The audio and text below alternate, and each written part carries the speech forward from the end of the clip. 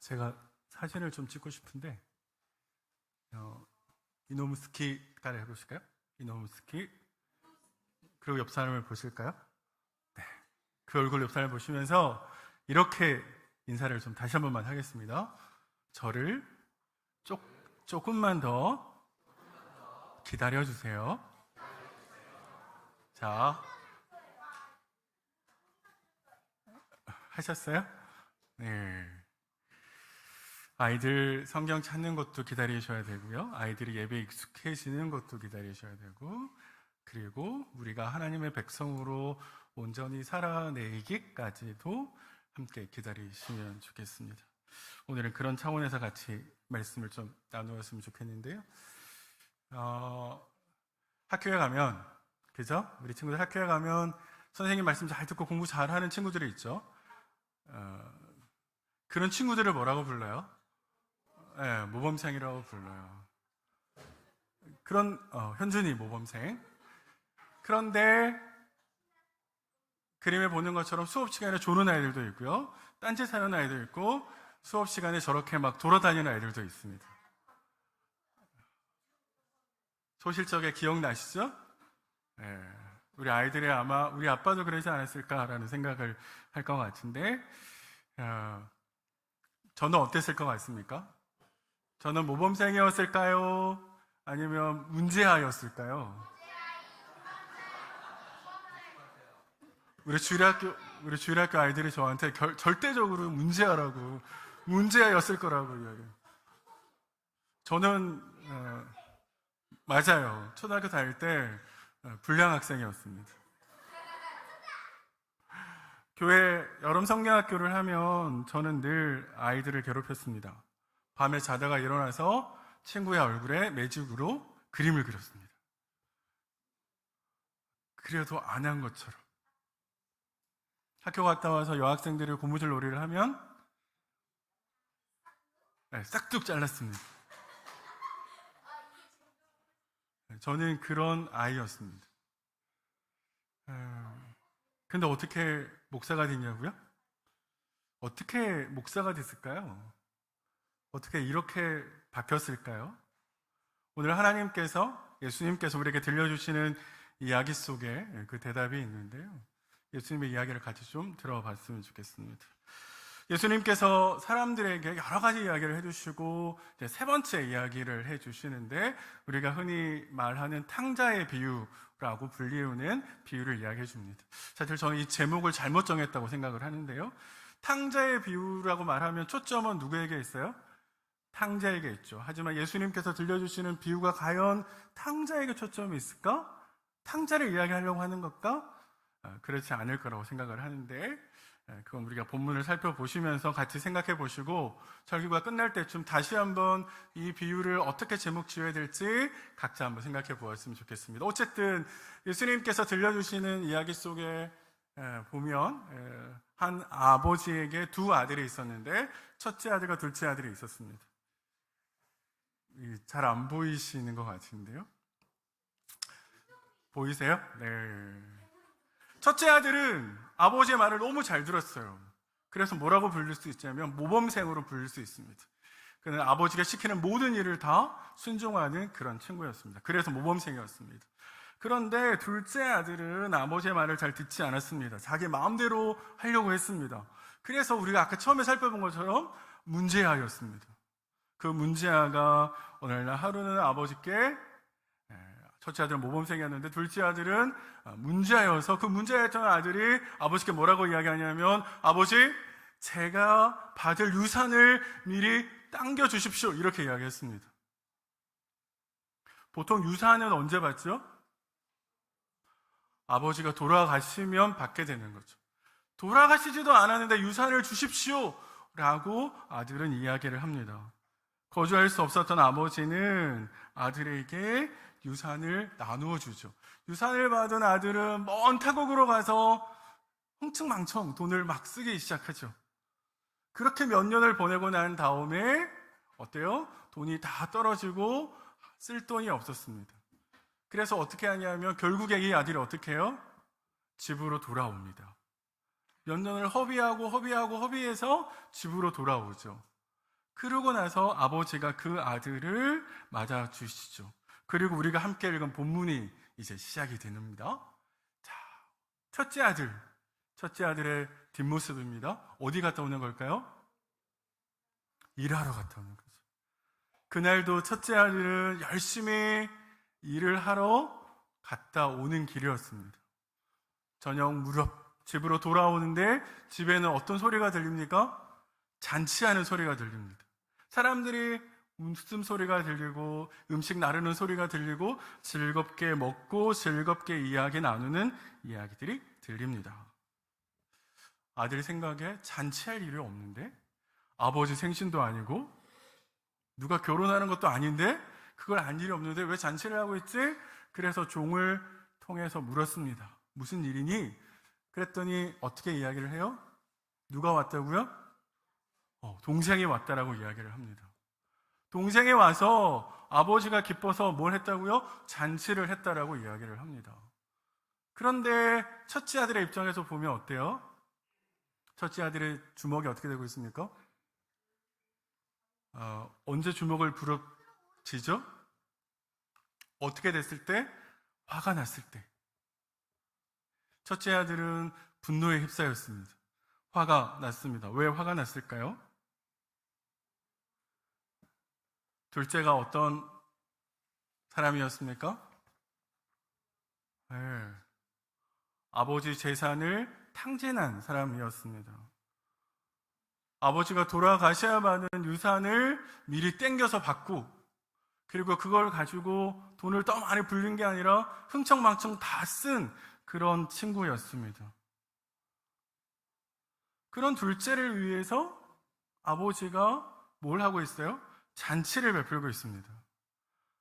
첫째 아들의 입장에서 보면 어떻게 해야 돼요? 5, 6월에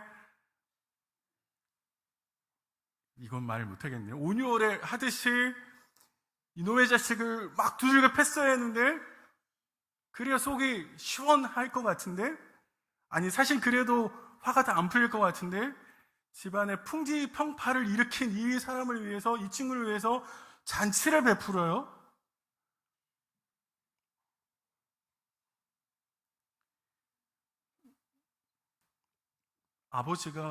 아들은 이해가 안 되는 거죠. 첫째 아들은 둘째를 위해서 잔치를 베푸는 아버지가 전혀 이해가 안 됩니다. 우리 오늘 함께 예배드리시는 우리 모든 성도님들 같으시면 어떻게 하셨을 것 같으세요? 만약 나라면 어떻게 했을까요? 만약 내가 첫째 아들이면 집으로 돌아온 둘째를 보면서 어떻게 이야기했을까요? 나가. 그쵸. 나가!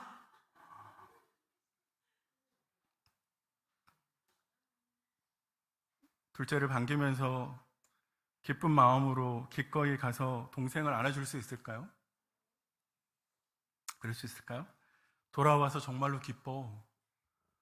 진짜 내가 걱정 많이 했어. 살아있어서 다행이야. 몸 안 다치고 돌아와서 정말로 다행이야. 그렇게 할 수 있을까요? 그거 참 쉽지 않습니다. 그죠? 참 쉽지 않아요. 우리 첫째 아들처럼 주먹을 불끈 쥐고 분노에 휩싸여서 도대체 아버지 지금 무슨 짓을 하고 계시는 거냐고 마음속에 막 그렇게 생각할 것 같습니다. 문제를 일으켰으니까 아버지 재산 다 빼돌려가지고, 그쵸? 아버지 재산 다 빼돌려가지고, 저를 보세요. 아버지 재산 다 빼돌려가지고 흥청망청 썼으니까 그에 대한 벌을 받아야 된다고 생각하는 거죠. 문제를 일으킨 것만큼 벌을 받아야죠. 그게 우리가 생각하고 있는 상식 아닙니까? 잘못한 사람이 벌을 받아야 되는 거? 그러니까 첫 번째 아들의 입장에서 보면 이 두 번째 아들은 당연히 벌을 받아야 됩니다.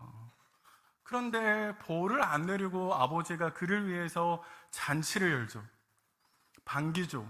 들어보니 아버지가 굉장히 좋은 옷도 입히고 반지도 끼우고 신발도 갈아 신겼습니다. 해도 너무한 거 아닙니까? 아버지가?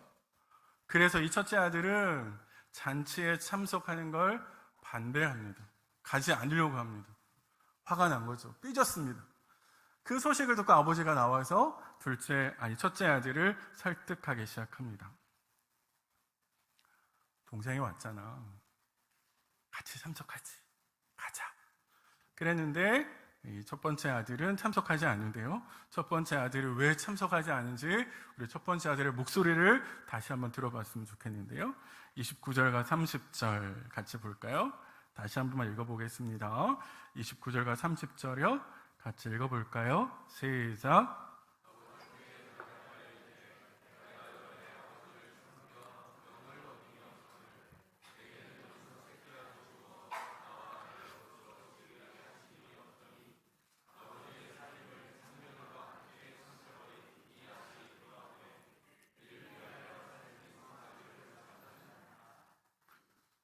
첫 번째 아들이 하는 말을 한마디로 정리하면 뭐예요? 아버지는 어떻다고요? 공평하지 않다고요. 엄마 아빠가 누나한테만 잘해줘요. 나는 잘 안 해줘요. 그럼 어때요? 화가 나겠죠. 지금 첫 번째 아들이 하는 이야기가 이겁니다. 아버지, 이게 최선인가요? 너무 하시는 거 아니에요? 이게 아버지가 말하는 공평인가요? 나는 정말로 고생해서 밭내 일을 하고 이렇게 돌아왔는데 아버지 나를 위해서 염소 한 마리 잡은 적이 없는데 아버지 재산을 다 탕진한 저 친구를 위해서 송아지를 잡아요? 아버지 이게 공평하신 건가요? 이게 최선인가요? 너무 하시는 거 아니에요? 첫째 아들이 이렇게 아버지께 항변하는 것이죠. 정말로 아버지가 정의로우신 분이라면 이 아들에게 아버지는 벌을 내리셔야죠. 잘못했잖아요. 아버지 재산을 다 탕진했잖아요. 돌아가셔야 받는 그 재산을 다 달라고 했잖아요. 그러니까 당연히 벌을 내리셔야 되는 거 아닙니까? 아버지 그게 정의 아닌가요? 라고 이야기합니다. 첫째 아들의 말에 동의가 되세요? 우리 오늘은 주일학교 아이들이 정말로 잘 공감해 주는 것 같아요. 어쩌면 우리 아이들이 집에서 비슷한 상황을 경험하고 있는지도 모르겠습니다. 보통 우리가 생각하는 정의도 그렇죠. 우리는 늘 첫 번째 아들의 정의에 익숙해져 있습니다. 이거 불 또 끄실 건가요? 근데 한번 생각해 보세요. 첫 번째 아들을 생각하는 정의에는 굉장히 중요한 요소들이 빠져 있습니다. 그의 말이 틀리지 않았어요. 그의 말이 맞는데 그런데 더 크게 생각해 볼 필요가 있습니다. 그건 뭐냐면 첫 번째 아들은 둘째가 허랑방탕하게 아버지의 재산을 탕진했다는 것만 생각하죠. 그런데 중요한 건 뭐냐면 아들은 어떻게 했어요? 아버지의 집으로 돌아왔습니다. 돌아왔습니다. 그 아들은 아버지께 와서 자신의 잘못을 고하고 용서를 구하고 아버지의 아들로 살 수 없을 것 같아요 라고 고백했죠. 첫 번째 아들은 두 번째 아들이 회개하고 돌아왔다라고 하는 것을 잘 생각하지 않습니다. 아버지가 그래서 이렇게 이야기하죠. 이 내 동생은 죽었다가 살아났으며 내가 잃었다가 다시 얻었기로 우리가 즐거워하고 기뻐하는 것이 마땅하다. 그런데 아버지의 이 말에는 첫째가 생각하지 못한 또 하나의 중요한 요소가 있습니다. 그건 바로 뭐냐면 아버지의 마음이죠. 첫 번째는 아버지의 입장에서 아버지의 마음을, 아버지의 뜻을 전혀 헤아리지 못하죠. 첫째 아들은 어떤 건가요? 오직 자기 입장에서 내가 생각하는 정의는 잘못했으니까 벌을 받아야 되는 거지. 아버지 재산을 탕진했으니까 아버지 관계를 끊으셔야죠. 그게 정의죠. 그게 살아있는 공평이죠. 첫 번째 아들은 그렇게 생각했는데 그의 정의 안에는 아들을 잃어버린, 아들을 떠나보낸 그 아들의 생사를 확인할 수 없었던 아버지의 마음은 찾아볼 수가 없었습니다. 죽었다가 생각했던 이가 그저 몸 건강하게 돌아왔을 때 죽은 아들을 다시 찾은 아비의 마음은 첫 번째 아들의 정의에서 찾아볼 수가 없습니다. 둘째가 잘못 안 했다고 이야기하는 게 아닙니다. 아버지는 둘째는 죄를 지은 적이 없어, 이렇게 이야기하시는 게 아니에요. 둘째가 분명 잘못했습니다. 하지만 그는 자신의 잘못을 깨닫고 돌아왔다는 거죠. 허랑방탕한 삶을 산 게 아니라, 계속 살아간 게 아니라 그 삶을 청산하고 아버지께로 돌아왔다는 거죠. 돌아왔으니까 그를 인자하게 맞아주는 것, 그게 바로 아버지의 정이라는 거죠.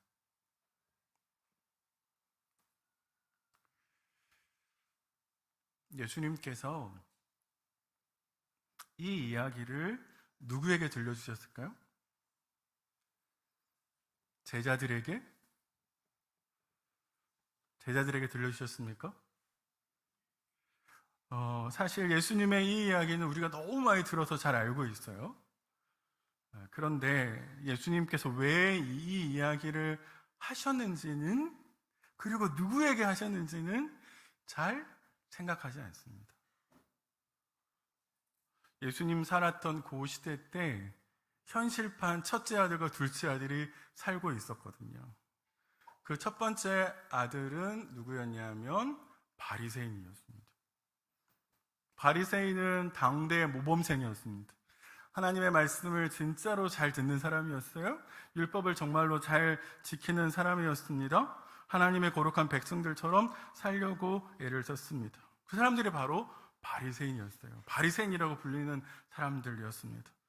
백성들에게 모범이 되는 그런 사람들이었습니다.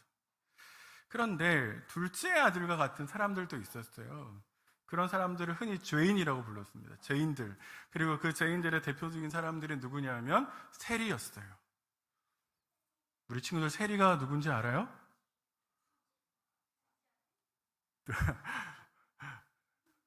문제 아들. 세금을 거두는 사람들이었죠. 민족의 동포들의 세금을 거두어서 로마에 가져다 주는 사람들. 바로 그런 사람들이 세리였습니다. 대표적으로 성경에는 그런 죄인의 대명사를 세리라고 부르고 있습니다. 그래서 모범생이었던 바리새인들은 이 세리들이 못마땅했어요. 세리들뿐만 아니라 죄인들이 못마땅했습니다. 그래서 늘 그들에게 있어서 등을 돌렸습니다. 저 사람들만 없으면 우리 사회가 훨씬 더 깨끗하고 거룩하고 좋을 텐데, 하나님께서 율법에 명령하신 그 거룩한 나라가 될 것 같은데, 쟤네들만 없으면 만사가 좋을 것 같은데 라고 생각했습니다. 그래서 늘 어떻게 했냐면 등을 돌렸어요. 선을 그었습니다. 제가 초등학교 다닐 때 책상에 선을 그었습니다. 그래서 친구 짝꿍에 연필 지우개 넘어오면 어떻게 해요? 아이들이 요즘도 그렇게 하고 노나 본데요. 바리새인들이 선을 그어서 이 선을 넘어오지 못하도록 했습니다. 경계를 쌓았죠. 등을 돌렸습니다. 사실 더 쉽게 말하면 왕따를 시킨 거죠. 사람들이 있지만 없는 것처럼 상종하지 않은 사람들이었습니다. 바리새인들은 그것이 하나님의 뜻이라고 생각했어요. 그렇게 해서 우리 사회에서 문제가 되는 사람들을 다 몰아내고 쫓아내야 우리 사회가 거룩한 사회가 된다고 생각했어요. 그렇게 해야 우리가 정말로 하나님 앞에서 의로워질 수 있다라고 생각했습니다. 그런데 말씀도 잘 가르치고 기적도 잘 일으킨다라고 생각했던 예수님께서 오셔서 어떻게 했냐면, 그 예수님을 멀리서 지켜보니까 어떻게 하고 있어요? 예수님이 자꾸만 세리들, 죄인들을 불러서 밥도 먹고 교제하고 함께 잠도 자는 거거든요. 아니, 쫓아내야 될 사람들인데 왜 자꾸 저렇게 불러가지고 왜 자꾸 함께 하는 거지? 아니, 쟤네들은 사회의 암덩어리인데, 암적인 존재들인데 없어야 되는데, 그런데 예수님께서 자꾸 저렇게 하는 거죠. 그게 너무 마음에 안 들었습니다. 그래서 오늘 우리가 함께 읽은 15장 1절과 2절에 보면 세리들에게 죄인들이 예수님께 가까이 오는 걸 보면서 예수님이 영접하니까, 거절하지 않고 박대하지 않고 선을 긋지 않고 벽을 쌓지 않으니까 뒤에서 보면서 수근거리는 거죠. 선생이란 사람이 이럴 수 있나? 죄인은 가까이 할 수 있는 사람이 아니라 멀리 해야 되는 사람인데, 품어야 되는 사람이 아니라 경계해야 되는 사람인데, 함께 손을 잡는 사람이 아니라 멀리 쫓아내야 될 사람인데 왜 예수님은 그렇게 하지 않지? 라고 따지는 거죠. 모두가 다 왕따를 시키는데 오히려 예수님은 그들의 손을 잡고 그들을 품어 주셨습니다. 왜 그랬을까요? 예수님께서 왜 그랬을까요?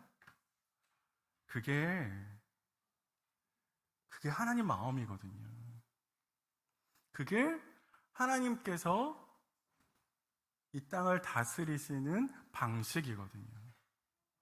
잘 못하고 범죄하고 연약하고 뒤처진 사람들을 배제하고 잘라내고 경계하고 벽을 세는 게 아니라 그들을 기다려주고 그들을 품어주고 손을 잡아서 이끌어주는 게 하나님의 방식이거든요.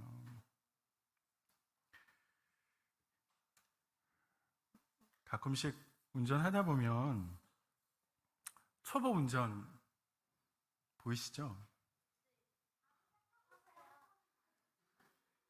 근데 뒤에서 운전에 익숙한 나는 그 초보 운전을 하시는 분을 보면 되게 답답하잖아요. 되게 늦게 가시거든요. 그리고 1차선에서. 근데 우리의 마음이 어때요? 빨리 좀 가지. 아침부터 1차선에서 바빠 죽겠는데 왜 저러고 있지? 네, 그래서 띠띠빵빵 하기도 합니다. 근데 우리도 한때는 그랬죠. 그래서 요즘에 초보 운전 뒤에 뭐라고 붙이냐면 결초보은 이렇게 붙입니다. 기다려주신 은혜를 잊지 않겠습니다. 그래서 저도 또 다른 운전자에게 기다려주겠습니다.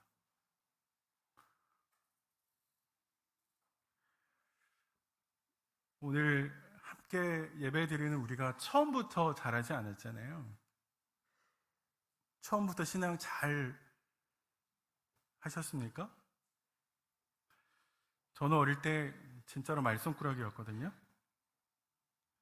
저는 문제아였습니다. 근데 저를 키워주셨던 선생님들은 한결같이 기다려주셨거든요. 만약에 그때 그 선생님들이 저를 기다려주시지 않고 저를 교회에서 내쫓으셨다면 아마 오늘 이렇게 같이 못 만났을지도 모르겠습니다. 예수님은 사람들에게 잘라내고 거절하는 거, 그거 하나님이 원하는 거 아니에요. 하나님이 우리를 그렇게 하지 않으셨어요. 라고 가르쳐 주고 계시는 거죠. 하나님의 나라가 그렇습니다. 하나님께서 만드시는 나라는 그렇고 하나님께서 일하시는 곳이 그렇습니다. 그래서 교회는 문제가 없는 곳이 아니라 문제를 해결하는 것이죠. 교회는 문제아들이 없는 곳이 아니라 문제아들을 품어서 바꾸어야 되는 것이죠. 그 문제아들을 잘라내는 것, 문제아들을 배제시키는 것, 쫓아내는 것, 그렇게 하는 순간 스스로 교회가 아니라고 이야기하는 것이죠. 교회는 문제아들을 내보내는 곳이 아니라 그들을 품어서 바꾸는 곳이에요. 그래서 그들로 하여금 하나님이 얼마나 오래 참으시는지, 하나님이 얼마나 우리를 사랑하시는지, 하나님이 얼마나 우리를 온유하게 대하시는지 그 하나님을 만나게 해주는 것이죠. 그게 교회여야 되고 그게 성도여야 됩니다. 성도의 말과 성도의 삶은 하나님의 방식과 하나님의 마음을 비추는 거울이어야 합니다. 예수님은 정확하게 죄인들을 품으시면서 하나님께서 어떤 분이신지, 하나님이 어떻게 일하시는지, 그분이 원하시는 게 뭔지를 정확하게 보여주었습니다.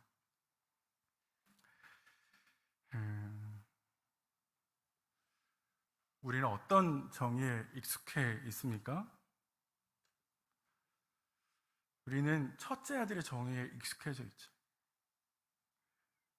그래서 그 정의라는 이름으로 누군가의 가슴에 대못을 받기도 하고 상처를 입히기도 합니다. 누군가가 회복되는, 제자리로 돌아오는, 하나님의 품으로 돌아오는 걸 결탄코 막아서는, 사실 바리새인들이 그러했죠. 죄인들이 하나님의 품으로 돌아오는 걸 두 손 들고 막았던 사람들이 누구보다도 바리새인이었습니다. 누구보다도 하나님의 뜻을 잘 안다라고 말했던 그들이었는데, 그들은 누구보다도 하나님의 뜻을 방해하고 하나님의 마음을 헤아리지 못했던 사람입니다. 그런 측면에서 보면 첫 번째 아들을 다시 볼 필요가 있습니다. 첫째 아들과 둘째 아들 중에서 누가 아버지의 마음을 몰라요? 첫째 아들이 모르죠. 자신의 동생이 집을 나갔을 때 아버지가 얼마나 마음 아파했는지, 그런 동생이 다시 돌아왔을 때 아버지의 마음이 얼마나 기쁜지 그저 자신의 입장에서만 생각했습니다. 아버지의 마음을 헤아리지 못했죠. 자신의 정의 안에서 자신의 기준만을 충족하려고 했습니다. 아버지의 설득에도 잔치에 참여하기를 거부했죠. 아버지의 마음을 거부합니다. 그래서 저는 묻고 싶어요. 누가 탕자예요?